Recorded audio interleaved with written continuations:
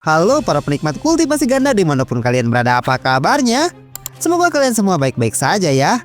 Kali ini kita akan melanjutkan kembali alur cerita manhwa sang dewa kultivasi ganda episode ke-114. Dimana pada episode sebelumnya, Hua Luofei menyuruh Chushu untuk berlatih dan meningkatkan kemampuannya. Karena Chushu harus lulus dari penilaian Hua Luofei jika ingin ikut ke bintang kuno Taichi yang akan segera dibuka. Lalu Chushu pergi ke ruangannya untuk berlatih dan berhasil menaikkan level kaligrafi kuno dari teknik legendaris Sing Jimi. Karena sudah bisa mencapai level selanjutnya, Chushu pun bisa masuk ke aliran sungai waktu dan langsung mencoba kemampuan barunya tersebut. Lalu Chushu datang ke halaman kamarnya, di mana di sana terlihat Luo Qingying dan juga Qin Yi yang datang untuk menyambutnya. Lalu Chushu menghentikan waktu sehingga semua makhluk hidup di sekitar sana langsung berhenti bergerak. Tapi Luo Qingying yang berada di ranah kaisar semu tidak terpengaruh oleh hal itu. Chushu pun terpikirkan suatu rencana jahat dan bertanya apakah dia bisa menghentikan waktu seorang Sage Agung, dan Luo Qingying pun menyarankan Chushu untuk mencoba tekniknya kepada Kim Mengdi. Kemudian Chushu kembali untuk meneruskan latihannya karena dia berniat menerobos ke ranah orang suci kecil. Dan terlihat badai energi spiritual yang sangat mengerikan yang tercipta saat Chushu hendak untuk menerobos. Setelah 6 hari berlalu, akhirnya Chushu berhasil menerobos ke ranah orang suci kecil dan membuat pakaiannya hancur terbakar. Lalu Luo Qingying datang untuk mengintipnya, yang membuat Chushu merasa malu karena ada seorang wanita yang melihatnya sedang tidak mengenakan pakaian. Setelah Chushu mengenakan pakaiannya kembali, dia memanggil Fei Yan untuk datang ke sana dan menyuruhnya untuk membereskan ruang latihan. Lalu Chushu berpamitan kepada mereka berdua karena ingin menemui Kim Mengdi terlebih dahulu dan pergi dari sana menggunakan portal teleportasi yang berbentuk seperti lautan merah. Tentu saja Fei Yan merasa terkejut karena dia tidak merasakan perubahan energi spiritual di sekitar sana saat Chushu menggunakan portal teleportasi. Dan Luo Qingying pun menjelaskan kalau seorang Sage Agung tidak akan bisa menyadari hal itu jika dia sedang tidak fokus untuk merasakan energi spiritual yang ada di sekitar sana. Dikarenakan Chushu sudah berhasil meningkatkan level rahasia legendaris Sing Jimi ke tingkat yang sangat tinggi. Bagaimanakah kelanjutan ceritanya? Tanpa banyak berbasa-basi lagi, kita langsung saja menuju ke pembahasannya. Cerita berlanjut. Chushu yang tiba-tiba muncul menggunakan portal teleportasi miliknya membuat dua murid wanita yang sedang berada di aula utama Gunung Yunxia terkejut karena mereka tidak merasakan energi spiritual di sekitar sana yang berubah saat ada yang menggunakan portal teleportasi. Mereka bilang, Yang Mulia Putra Suci Taisu, kenapa Anda tiba-tiba bisa muncul di sini?" Melihat dua murid wanita itu yang tampak terkejut melihat kemunculannya yang tiba-tiba, Chushu malah fokus dengan penampilan baru dari para murid wanita itu dan berkata di dalam hatinya, "Apakah Master telah memberikan kebijakan yang sangat baik? Kenapa para murid wanita di Gunung Yunxia menggunakan stocking berwarna hitam yang membuat mereka tampak lebih manis daripada sebelumnya?" Lalu Chushu berjalan melewati mereka berdua tanpa berkata apa-apa. Tapi kedua murid wanita itu malah merasa senang karena Chushu melihat mereka sambil tersenyum. Salah seorang dari mereka berkata, "Ini semua salahmu yang memaksaku mengenakan stocking hitam hari ini."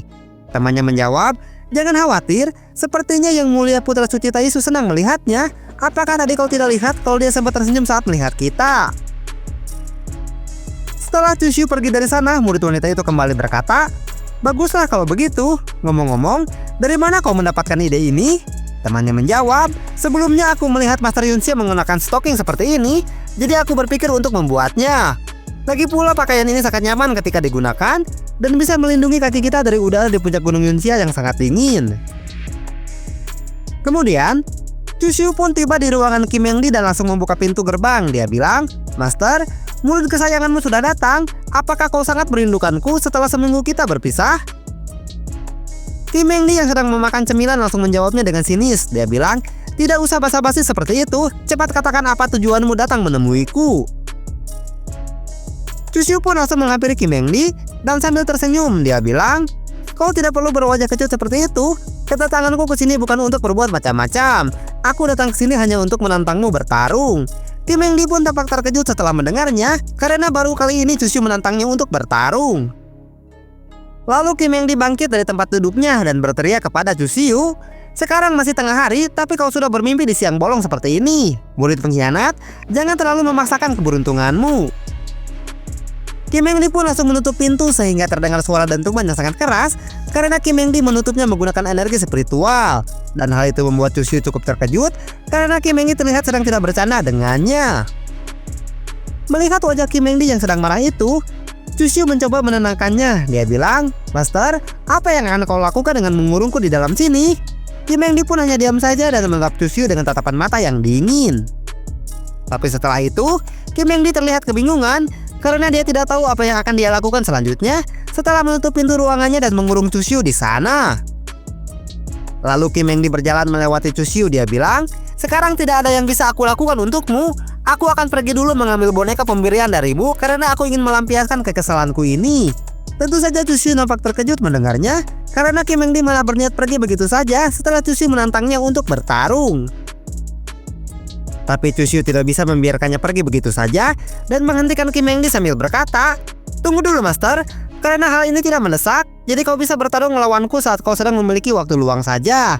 Dan Kim Eng Di pun langsung menghentikan langkahnya karena dia penasaran dengan apa yang sebenarnya ingin dikatakan oleh Chusyu. Kim Eng Di pun langsung berbalik dan bertanya kepada Chusyu, "Apa ada yang salah dengan kultivasimu? Apakah telah terjadi banyak hal yang membuatmu cukup terganggu dengan hal itu?" Chusyu balik bertanya, "Master, kau tidak berpikir kalau aku datang ke sini hanya untuk berkultivasi gada denganmu, kan?" Mendengar Chusyu yang malah balik bertanya kepadanya, otak Kim Eng Di langsung berhenti sejenak karena dia tidak langsung mengerti dengan apa yang dimaksud oleh Chusyu. Setelah memahami maksud perkataan Chusyu, Kim Eng Di langsung marah kepadanya. Dia bilang, "Siapa juga yang berpikiran kotor seperti itu? Dan apa-apaan tatapan matamu itu? Apakah kau sudah tidak menyukaiku lagi? Nyala dari sini dan pergi saja ke neraka." Chusyu pun mencoba untuk meluruskan kesalahpahaman yang terjadi. Dia bilang, "Master, bukan itu maksudku, kau berpikiran terlalu jauh." Kim Eng Di kembali berkata, "Apa yang tidak aku pahami itu? Dasar omong kosong." Karena merasa percuma saja jika berdebat dengan seorang wanita, Chusyu pun akhirnya mau mengalah. Dia bilang, "Baiklah, kau yang benar dan aku yang salah." Tapi Kim Eng Di masih terlihat kesal kepada Chusyu dan menatapnya dengan tajam. Lalu Chusyu mencoba merangkul Kim Eng Di. Dia bilang, "Yang ingin aku katakan adalah basis kultivasiku sekarang sudah meningkat lagi dan aku ingin belajar dari Master untuk menguji seberapa kuat aku sekarang. Master, kau tidak akan menolak tantanganku ini, kan?" Kim Eng Di menjawab, "Murid pengkhianat ini sekarang sudah menjadi sombong, bahkan berani untuk menantangku bertarung." Lalu Kim Eng Di menatap wajah Chusyu dengan tajam dan berkata di dalam hatinya, "Tapi ini adalah kesempatan yang bagus untuk memberikannya pelajaran dan menghajarnya, karena dia sudah mempermalukanku barusan. Jadi aku tidak akan segan-segan untuk memberikannya hukuman." Akhirnya Kim Eng Di mau menerima tantangan dari Chusyu. Sambil memalingkan wajahnya dia bilang, "Baiklah, aku akan memberikanmu pelajaran yang sangat berharga. Katakan kepadaku, di mana kita akan melangsungkan latih tanding ini?" Chusyu pun menjelaskannya kepada Kim Eng Di. Dia bilang, "Jika kita bertarung di Gunung Yunxia, pasti akan menyebabkan kerusakan pada bangunan di sekitar sini. Jadi aku akan mengajakmu masuk ke ruang hampa dan melakukan uji tanding di dalam sana." Kim Eng Di yang merasa heran dengan ucapan Chusyu pun bertanya, "Apa kau yakin dengan kemampuanmu yang sekarang ini kau bisa memasuki ruang hampa?" Tanpa banyak berbasa-basi, Chusyu langsung unjuk kebolehan dengan membuka ruang hampa dan membawa Kim Eng Di ke dalam sana. Sehingga Kim Eng Di terlihat cukup terkejut dengan pencapaian dari Chusyu karena sekarang dia bisa membuka ruang hampa dalam sekejap. Setelah Chusyu membawanya masuk ke ruang hampa, Kim Eng Di pun berkata, "Bagaimana bisa kau melakukannya? Bukannya hanya seorang kultivator tingkat tinggi saja yang bisa membuka ruang hampa ini? Sebenarnya sejauh apa tingkat basis kultivasimu saat ini?" Kim Eng Di yang merasa heran dengan apa yang dilakukan oleh Chusyu, dia kembali bertanya kepadanya, "Kalau dilihat dari aura milikmu, saat ini kau masih berada di ranah Sentonjing. Apakah kau sudah memahami hukum ruang dan waktu? Ataukah kau sudah mencapai ranah Dasenjing?" Dengan penuh percaya diri, Chusyu menjawab, "Kau tidak perlu merasa heran seperti itu, karena aku baru saja meningkatkan teknik Xingjimi ke tahap selanjutnya." Chusyu yang nampak begitu sombong itu tersenyum kepada Kim Eng Di. Dia bilang, "Master, kau harus berhati-hati saat berhadapan denganku. Jika tidak, kau akan menyesalinya." Tapi Kim Eng Di terlihat tidak takut dengan gertakan dari Chusyu, karena menurut Kim Eng Di, sekuat apapun ranah Sentonjing tetap berada jauh di bawah kekuatan miliknya. Lalu Chusyu langsung bergerak dengan cepat untuk mencari posisi yang bagus. Saking cepatnya pergerakan dari Chusyu, terlihat seperti cahaya petir yang sedang menyambar di kegelapan malam. Tentu saja Kim Eng Di terkejut melihat kecepatan dari Chusyu dan berkata di dalam hatinya, "Aku tidak pernah menyangka kalau sekarang kekuatan murid pengkhianat ini menjadi sangat mengerikan." Setelah mengambil jarak yang cukup jauh, Chushu pun langsung menerjang ke arah Kim Eng Lee sambil melancarkan teknik tinju kaisar manusia miliknya. Dia bilang, "Master, maafkan aku jika bertindak tidak sopan, terimalah seranganku ini." Tapi Kim Eng Lee yang merasa percaya diri kalau kemampuannya masih di atas Chushu, dia hanya diam saja dan tidak bergerak sedikit pun dari sana. Lalu Kim Eng Lee mengeluarkan teknik pedang surgawi miliknya dan pedang miliknya itu langsung melesat cepat ke arah Chushu. Kim Eng Lee bilang, "Dasar murid pengkhianat, hari ini aku akan memberikanmu pelajaran, jadi persiapkan dirimu baik-baik jika kau masih ingin tetap hidup." Tebasan pedang surgawi milik Kim Eng Lee pun langsung menebas perwujudan tinju kaisar manusia milik Chushu dan langsung hancur seketika. Tapi Chushu berhasil menghindarinya tepat waktu, jadi dia masih bisa selamat dari serangan yang dilancarkan oleh Kim Eng Lee. Chushu bilang, "Ternyata kau benar-benar ingin melenyapkanku, Master. Teruslah seperti itu, agar pertarungan ini terasa seperti di medan perang." Chushu pun menjadi bersemangat setelah Kim Eng Lee bertarung dengan serius dan kembali melancarkan serangan ke arah Kim Eng Lee menggunakan teknik tapak Buddha miliknya. Chushu bilang, "Master, coba kau lawan teknik tapak Buddha milikku ini." Tapi Kim Eng Lee kembali berhasil mementalkan serangan dari Chushu menggunakan pertahanan pedang surgawi miliknya, sehingga Chushu pun langsung terpental ke belakang karena gagal menembus pertahanan kuat yang dibangun oleh Kim Eng Lee. Kim Eng Lee yang sedang dalam mode pertarungan itu, dia terlihat sangat puas setelah berhasil mengajar Chushu. Dia bilang, "Kau memiliki tubuh yang sangat kuat karena kau masih bisa bertahan hidup setelah menerima serangan senjata suci pedang surgawi milikku ini." Setelah berusaha menembus pertahanan milik Kim Eng Lee, terlihat tangan Chushu pun terluka karenanya. Dalam hati dia bilang, "Senjata suci milik Master memang sangat kuat karena senjata itu bisa melukai tubuh suci kuno milikku. Master, aku harap kau tidak menahan diri karena aku ingin menguji seberapa kuat kekuatan yang aku miliki saat ini." Lalu pertarungan di antara mereka berdua pun dilanjutkan kembali. Terlihat serangan yang dilancarkan oleh Chushu lebih cepat daripada sebelumnya, tapi sejauh ini Kim Eng Lee berhasil menangkis semua serangan dari Chushu. Sementara Luo Qingying yang diam-diam masuk ke dalam ruang hampa untuk melihat latihan Chushu, dia merasa terhibur dengan pertunjukan yang sedang dilihatnya. Sambil tersenyum dia bilang, kekuatan bocah itu meningkat sebesar 10 kali lipat setelah dia berhasil menerobos. Dia memang memiliki masa depan yang sangat cerah. Bibi Luo yang berada di alam bawah sadarnya berkata, kemajuannya benar-benar sangat pesat, ini di luar dugaan. Jika Kim Eng Lee bertarung tanpa berniat untuk melenyapkan Chushu, dia tidak akan pernah bisa untuk mengalahkannya. Luo Qingying pun hanya tersenyum mendengarnya karena dia juga berpikiran sama dengan Bibi Luo. Bibi Luo melanjutkan perkataannya, "Sekarang Chushu sudah berada di tingkatan yang berbeda. Dalam beberapa waktu ke depan, aku rasa tidak akan ada seorang sage agung pun yang bisa mengalahkannya. Kau juga jangan lupa kalau dia pasti memiliki harta bawaan yang bisa dia jadikan sebagai kartu as miliknya. Tapi itu bagus, setelah dia berhasil mencapai ranah sage agung, kita bisa pergi dengan tenang dan mengurusi urusan kita sendiri tanpa perlu mengkhawatirkannya." Sementara itu di tanah suci Taisu, terlihat Hua Luope yang sedang berada di pemandian pribadi miliknya. Dia mengawasi latih tanding dari Chushu yang melawan Kim Eng Lee menggunakan cermin energi spiritual miliknya.